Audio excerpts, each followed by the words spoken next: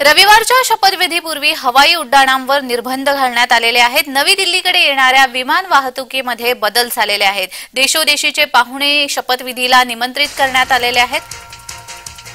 रविवारी शपथविधी सोहळा होणार आहे आणि त्यामुळे नवी दिल्लीकडे येणाऱ्या विमान वाहतुकीमध्ये बदल करण्यात आलेले आहेत। देशोदेशीचे पाहुणे शपथविधीसाठी निमंत्रित करण्यात आलेत। हवाई उड्डाणावर रविवारच्या शपथविधीपूर्वी निर्बंध घालण्यात आलेत।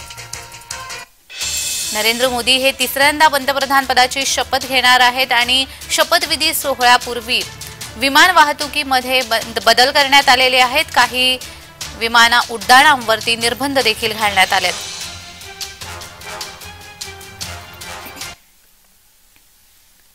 नरेंद्र मोदी रविवारी 9 जून 2024 रोजी तिसऱ्यांदा पंतप्रधान पदाची शपथ घेणार आहेत। या प्रसंगी शेजारी देशाच्या नेत्यांना आमंत्रित करण्यात आलेलं आहे। शपथविधीचे पाहुणे कोण आहेत पाहूयात।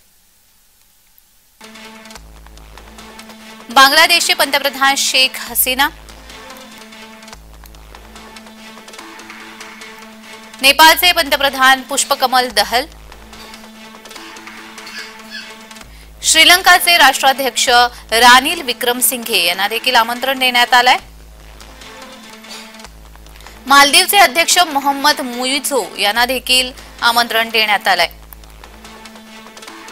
भूतानचे राजे जिग्मे खेसर नामग्याल वांगचुक यांना देखील आमंत्रण गेलेलं आहे। सेशेल्सचे उपाध्यक्ष अहमद आफिफ हे देखील निमंत्रित आहेत। तर मॉरिशसचे पंतप्रधान प्रविंद जुगनाथ यांना देखील निमंत्रण देण्यात आलंय।